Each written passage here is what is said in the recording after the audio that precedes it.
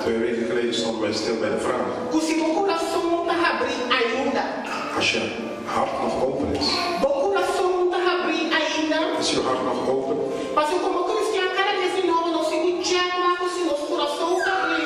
Als christenen moeten we iedere keer nagaan of ons hart nog steeds open is. Als een tijd ons hart wel open stond. Betekent niet dat het automatisch zo blijft.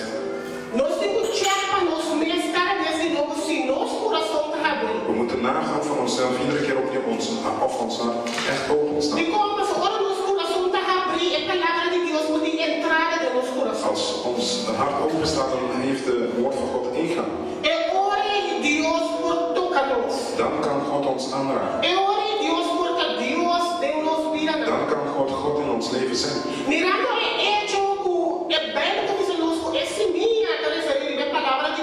Gezien het feit dat het zaad in de Bijbel staat vergelijken met het woord. Iedere zaad die gezaaid wordt is belangrijk. Als het zaad in goede grond valt. Het gaat dat het zaad in goede grond valt. Het woord zegt ons dat het zaad gezaaid wordt. Dezelfde zaad wordt gezaaid. Dezelfde woord van God wordt gezaaid. Iedereen luistert naar dezelfde woord. Maar toch bij iedereen komt het zaad anders aan. Kun je je voorstellen, we luisteren allemaal naar dezelfde woord. Dezelfde preek. Maar de manier waarop de preek bij die ene persoon aankomt, dan komt hij bij een andere persoon anders aan. Sommige mensen kan het tegelijk komen. Maar iedere mens is anders en neemt het anders aan. En dit heeft te maken met de conditie van het hart. Dit heeft te maken met de grond waar we dat in zaaien. Gelijk in het natuurlijke als we een plant willen planten.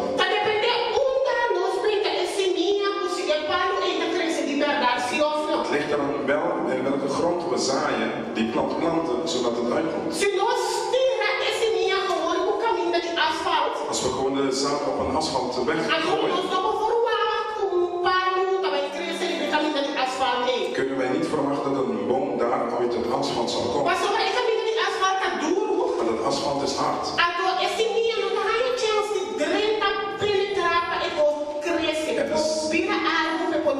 En de zaad krijgt geen kans om te groeien, om te wortelen.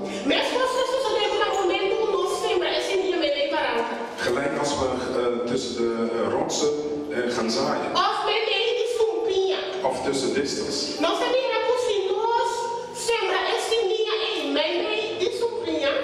Als we zaaien tussen de distels,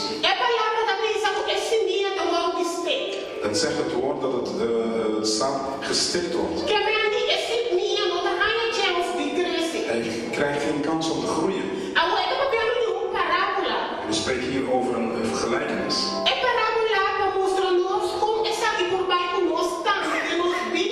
Gelijkenis dat ons laat zien hoe dit ook in ons eigen leven van toepassing kan zijn. Dat het makkelijk de zaad op de weg kan vallen. Tussen de rotsen vallen. Of in de distels.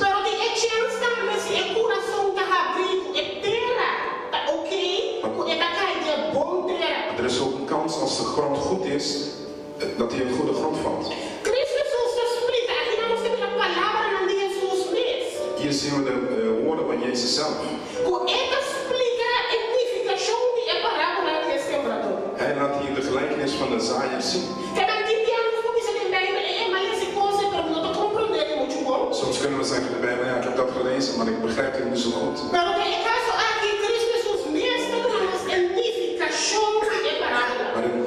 Jezus laat ons zien de betekenis van de gelijkenis.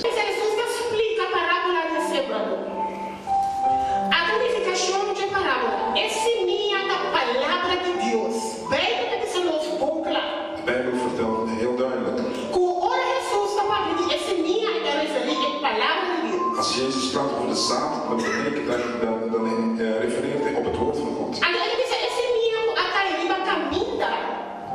Tá errando, estamos nos errando, com a escuta a palavra de Deus, mas depois diabo também quita a palavra. Forte dentro do coração para não querer e ganhar salvação. Que mais Jesus está mostrando? Dus Jezus laat ons hier zien O caminho esse minha aqui. waar deze zaad A caída caminha. op de weg gevallen is. É que referir a gente não escuta a palavra de Deus.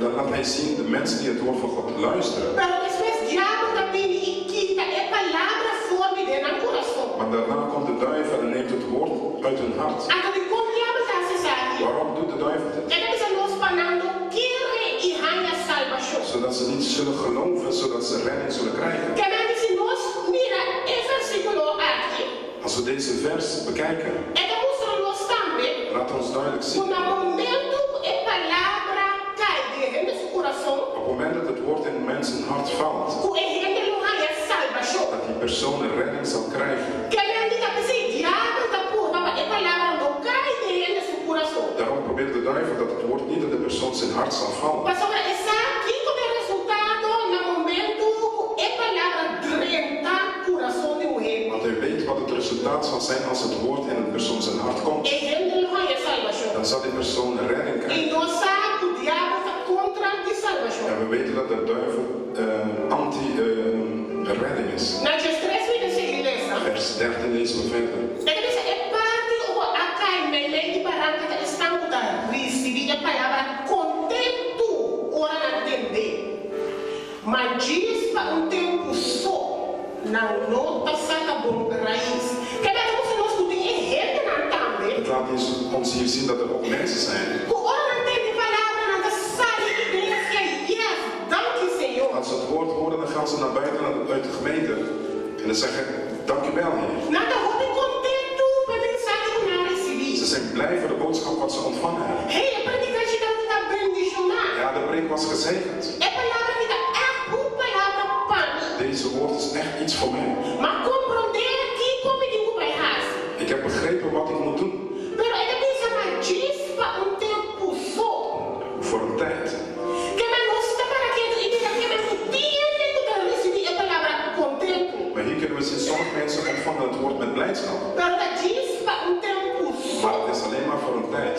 Agora se ele pensa de tempo de prova, não está stop de quê? Tijd voor beproeving houden ze op met geloof. Que mais ele não ajuda a receber a mensagem de Deus com tempo. Deze mensen die de boodschap van God met blijdschap O ontvangen. atume palavra, o panamê está dizendo que vai algo nele. Ze zeggen voor zichzelf, ja, ik ga er iets mee doen.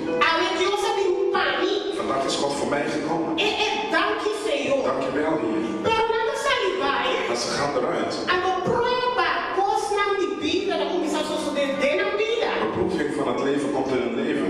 Agora é hora nada stop de que En dan houden ze op met geloof. é hora nada duvidar, quando acaba de dizer danke Senhor. Daarna vergeten ze dat ze net dankjewel hebben gezegd. Nada duvidar é palavra do Senhor estava na timpaná. Ze vergeten het woord wat God voor hen had op dat. Que ele pensa nós, ele não que quer, diz para tempo só. Laat ons hier zien, de mensen geloven voor een tijd. Ora, coisa é difícil, Als het moeilijk wordt, nada perde a cabeça. dan weten ze, Nada stop de querer. dan houden ze op met geloof. Agora nós devemos concluir que sobre a palavra Want we zien hier, omdat het woord a cai meio de barranca. tussen de rotsen gevallen A is. palavra a cai de coração abrir. Het woord is niet in een open hart gevallen. E também sei é para tempo só. Daarom is het alleen maar voor een tijdje. Que ele vive pensando coisa do mundo está preocupado, mas essa atividade do mundo. Ik heb gezegd de activiteiten van de wereld. Ele não assina aqui que está pensando tico é palavra de Deus, pero também tico com Deus, pero tico com o mundo. Mensen willen een beetje met de wereld bezig zijn en een beetje met het woord van God. Pero é palavra da pensa nós. Maar het woord zegt ons. De parábola, a explicação de Cristo Jesus, né? De uitleg van Jezus zelf. Daarom krijgen ze geen vruchten.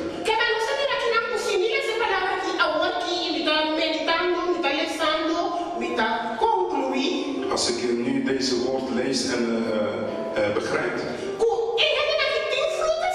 Deze mensen bezitten wel vruchten. Ze hebben wel vruchten. Maar het rijdt niet.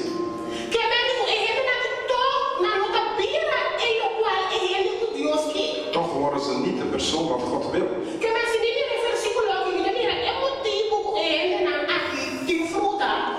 De reden waarom deze mensen vruchten hebben, is omdat ze het woord geluisterd hebben. Matthäus vertelt hier, zaad die in goede grond gevallen is de persoon die naar de boodschap luistert. En deze persoon begrijpt het woord. Lucas zei dat die persoon die het woord gehoord heeft, die heeft het ontvangen. Marcus zegt het woord horen en het opnemen. Lucas zegt luister en ontvang het.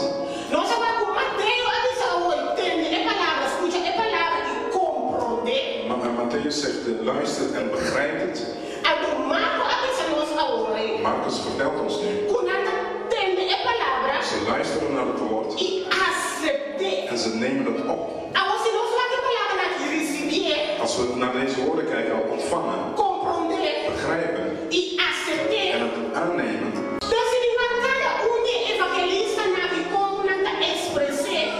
Als ik kijk naar al deze evangelisten, hoe ze het uitdragen.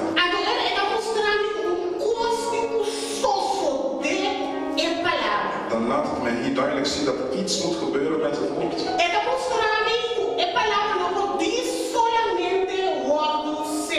Het laat mij hier duidelijk zien dat het woord niet alleen maar gezaaid wordt. Maar dat het woord belangrijk is, dat het woord opgenomen wordt. Het moet begrepen worden. Het moet aangenomen worden. Dus iets moet gebeuren met het woord. En de Bijbel legt het uit dat het vruchten moet dragen. Niet een vrucht die niet rijdt. Maar het moet een goede vrucht geven. Een vrucht die zal gaan rijpen. Dan kunnen wij zien in de tijd waar we nu in leven.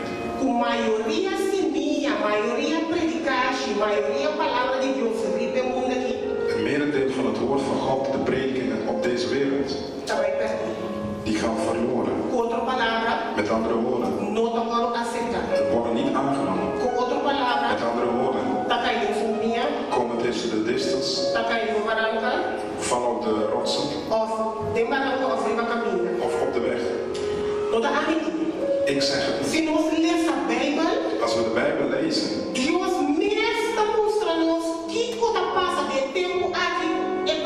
laat God ons zelf zien wat er nu gebeurt in deze tijd met het woord. Dus we leven in de moeilijke tijd. We leven in een tijd dat veel mensen het woord van God negeren.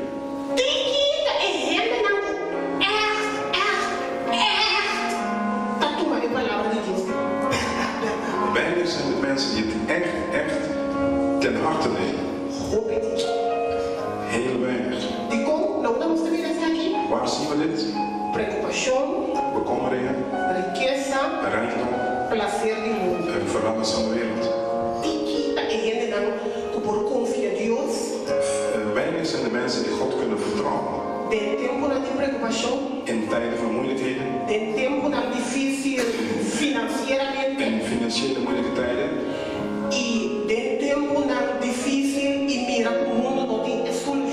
In moeilijke tijden en zien dat de wereld niet de oplossing heeft. Weinig van het zaad zal in goede grond vallen. Weinig zijn de mensen die naar het woord luisteren en het ontvangen. Sommige mensen luisteren en begrijpen het. Weinig zijn de mensen die luisteren en weinig zijn de mensen die het aannemen.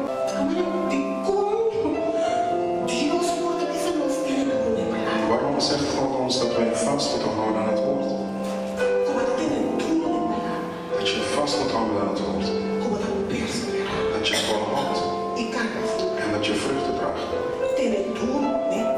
Hou vast aan het woord. Omdat God het weet. Dat wij in situaties zullen komen. Dat wij vast moeten houden aan het woord. Dat we situaties terecht zullen komen. Dat we niet zien. Dat we niet meer weten.